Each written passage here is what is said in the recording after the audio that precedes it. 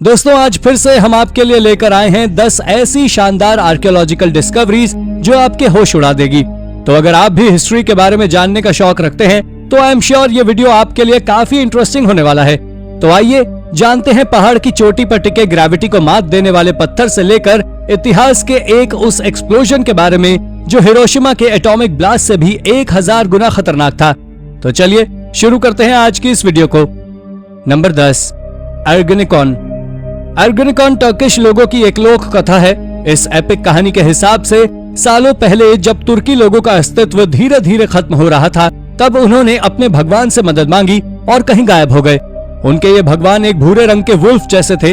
हालांकि अभी तक माना जाता था कि सिर्फ एक मिथक कहानी है और कुछ नहीं, लेकिन हाल ही में कजाकिस्तान से कुछ तुर्की सैनिकों के अवशेष मिले हैं जिन्हें उनकी तलवार और हथियारों के साथ दफन पाया गया है। 2012 में शुरू हुए इस एक्सकवेशन से यहाँ पर लगातार ऐसे नए अवशेष मिल रहे हैं जिनसे पता चलता है कि शायद ये कब्रें और अवशेष उन्हीं टर्किश लोगों के हो सकते हैं। आपको क्या लगता है? अपने विचार हमें कमेंट करके जरूर बताइए। Number 9, shipwreck treasure. सालों पुराने खजानों का सबसे अच्छा सोर्स होता है सालों पुराने वो शिप्स जो समुद्र की गहराइयों में डूब जाते हैं। अक्सर पुरातत्वविदों को इन शिपरेक से सदियों पुराने ट्रेजर्स मिलते आए हैं। हाल ही में इजराइल में भी आर्कियोलॉजिस्ट को मेडिटेरेनियन सी में 2 शिपरेक्स मिले। इसमें से रोमन काल का खजाना निकला है और इसमें मेडिवल एरा के सैकड़ों चांदी के सिक्के निकले। ये सिक्के रोमन और मामलुक पीरियड के थे, यानी कि 1700 से लगभग 600 साल पहले। इसके अलावा इसमें 500 से ज्यादा सिक्के मिडिल एज के भी हैं, जब रोमन एम्पायर का पतन हो चुका था। इस डिस्कवरी की खास बात यह है कि यूजुअली सालों तक समुद्र में पड़े रहने के बाद शिपरेक से मिले आर्टिफैक्ट नष्ट हो जाते हैं, लेकिन ये आर्टिफैक्ट्स आज भी काफी अच्छी कंडीशन में हैं। हिस्टोरियंस के हिसाब से इनमें से एक शिप तो इटली का है, लेकिन दूसरे शिप के ओरिजिन के बारे में उन्हें भी कोई आइडिया नहीं है, क्योंकि उस समय यूरोप में ट्रेडिंग काफी ज्यादा पॉपुलर थी। इसलिए इस तरह के शिप्स के बारे में कुछ भी अंदाजा लगाना काफी मुश्किल होता है। Number 8, ancient rock drawings in Saudi Arabia.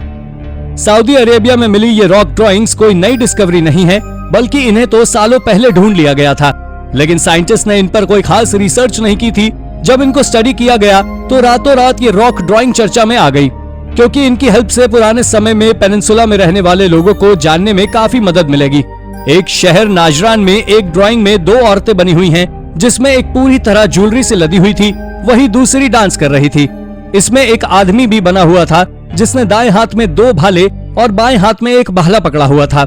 Archaeologist का मानना है कि ये शायद एक वॉर डांस को सिंबलाइज करता है। इसके अलावा यहाँ पर कई जानवरों जैसे शेर, ऊंट, वोल्फ आदि की भी आकृतियां बनी हुई हैं।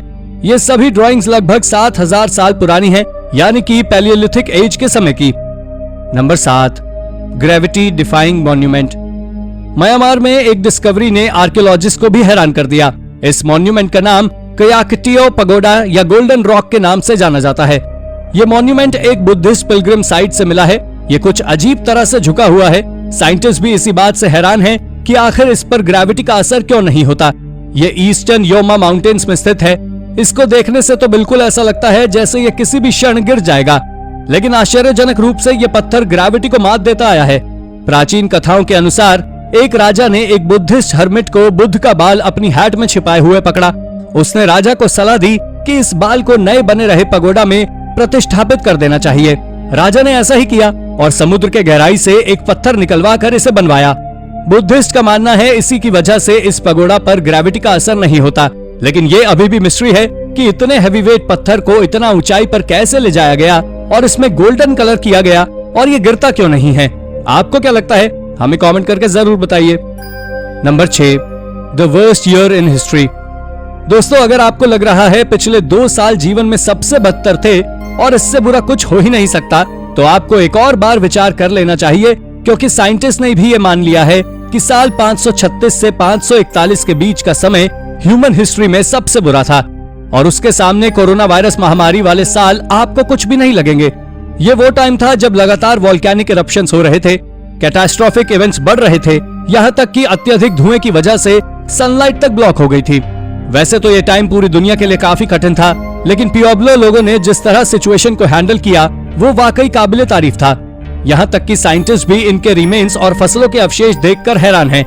इतने कठिन समय में भी सरवाइव करने के लिए इनका तरीका था कि इन्होंने फार्मिंग आदि कम्युनिटी में मिलजुल कर करना शुरू किया, और इसका नतीजा ये हुआ कि जहां एक तरफ पूरी दुनिया अलग थलग पड़ी थी और सर्वाइवल की जंग लड़ रही थी, इन लोगों ने सर्वाइव किया। वाकई एकता में बल है। Number 5, ancient stone circle. Archaeologist का मानना है कि उन्होंने रियल स्टोनहेंज को ढूंढ लिया है। यूनिवर्सिटी कॉलेज लंदन के कुछ रिसर्चर्स ने वेस्टर्न वेल्स में 5000 साल पुराने डिसमेंटल स्टोन सर्कल ढूंढ निकाले हैं। ये सभी ब्लूस्टोन क्वारी के काफी करीब पाए गए हैं। आपको बता दें, ब्लूस्टोन क्वारी वो जगह है जहां से स्टोनहेंज के ज्यादातर ओरिजिनल बिल्डिंग ब्लॉक्स लाए गए थे। इस सर्कल का डायमीटर लगभग 110 मीटर है और ये ब्रिटेन का तीसरा सबसे बड़ा स्टोन सर्कल है और ये स्टोनहेंज से लगभग 400 साल पहले बने थे। लेकिन ये समझ पाना अब भी मुश्किल है कि इन्हें बनाने वाले लोगों ने इन्हें डिसअसेंबल क्यों किया और उसके 400 साल बाद इतने बड़े पत्थरों को दूर तक कैरी करके दोबारा स्टोनहेंज क्यों बनाए। आपको क्या लगता है? हमें कमेंट करके जरूर बताइए। नंबर 4, मायान फिगरिन फैक्ट्री। दोस्तों, माया सिविलाइजेशन आज भी सभी के लिए रहस्य बनी हुई है। यही वजह है कि इसकी हर एक खोज आर्कियोलॉजिस्ट को अपनी तरफ आकर्षित करती है। हाल ही में आर्कियोलॉजिस्ट ने मायान्स की एक फिगरिन फैक्ट्री खोज निकाली है। ग्वाटेमाला के जंगलों में बनी ये जगह शॉप मायान्स की सबसे बड़ी वर्कशॉप बताई जा रही है। ये लगभग 1000 साल पुरानी है। विंथ्रोप यूनिवर्सिटी के रिसर्चर्स का कहना है कि ये लोग छोटे छोटे स्टैचूज बनाते थे और उन्हें माया किंगडम में जगह जगह बेचा करते थे। लेकिन आर्कियोलॉजिस्ट ने जब इस जगह को खोजा तो ये बुरी तरह नष्ट हो गई थी। यहाँ से सिर्फ 400 फिगरिन फ्रैगमेंट्स ही मिल पाए हैं। Number 3, incredible new fossil site. Australia की वेस्टलैंड, जिसे आउटबैक भी कहा जाता है, आज भले इस बंजर जगह को देखने के बाद आपको लगे कि यहाँ तो लाइफ पॉसिबल ही नहीं है, लेकिन सालों पहले ये जगह और यहाँ की जलवायु और वातावरण दोनों बिल्कुल ही उलट थे। इनफैक्ट आर्कियोलॉजिस्ट ने यहाँ से कई फॉसिल्स भी खोज निकाले हैं और ये पता लगा है कि सालों पहले यहाँ कई जीव जंतु रहा करते थे।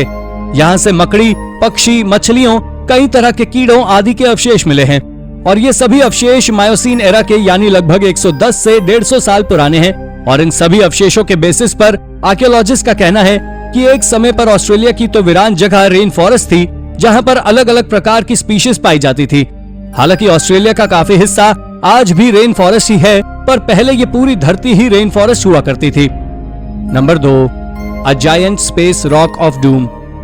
हाल में आर्कियोलॉजिस्ट ने पता लगाया है कि 3600 साल पहले मेडिएवल एरा में बड़ा सा स्पेस रॉक चंद सेकंड्स में नष्ट हो गया था। ये धमाका तब हुआ था जब स्पेस से एक बड़ा सा टुकड़ा आकर पृथ्वी के एटमॉस्फेयर से टकराया था। ये टुकड़ा 65,555 किलोमीटर प्रति घंटे की रफ्तार से पृथ्वी से टकराया था। ये आज के समय में टॉल एल हमाम नाम की जगह से टकराया था। ये धमाका किसी एटॉमिक बॉम्ब के धमाके से 1000 गुना ज्यादा एक्सप्लोसिव था। आप अंदाजा लगा सकते हैं कि जब हिरोशिमा में एटॉमिक बॉम्ब गिरने का इतना नुकसान हुआ था तो इसके क्या परिणाम रहे होंगे। टेम्परेचर 31 डिग्री सेल्सियस से सीधा 1982 डिग्री सेल्सियस पहुंच गया था। जिसने भी इस एक्सप्लोजन को डायरेक्टली देखा उसकी आंखों की रोशनी चली गई। सब कुछ आग के गोले में तब्दील हो गया। कुछ देर बाद 1190 किलोमीटर प्रति घंटे की स्पीड से शॉक वेव आई। इन शॉर्ट हर तरफ बस तबाही ही तबाही थी। आपको जानकर हैरानी होगी, लेकिन आर्कियोलॉजिस्ट को इस एक्सप्लोजन के बारे में पता लगने के लिए 15 सालों तक रिसर्च करनी पड़ी थी। नंबर 1, अ मिडिएवल वॉन्डरर। 1985 में ब्लेयर एथॉल में एक मिडिएवल स्कॉट्समैन के शरीर के अवशेष पाए गए थे। एक घर के कंस्ट्रक्शन के दौरान उसे इस आदमी के अवशेष मिले थे। जब वर्कर्स ने हड्डियां देखी तो उनको लगा यहाँ किसी का मर्डर हुआ है, लेकिन पुलिस को बुलाने और जांच के बाद पता चला कि ये अवशेष तो 400 साल पुराने आदमी के हैं।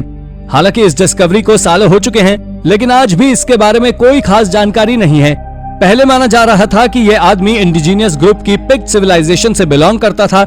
हालांकि अब एक रीसेंट स्टडी के बाद पता चला है कि यह आदमी स्कॉटलैंड का था, लेकिन ये कौन था और यहाँ क्यों आया कोई नहीं जानता।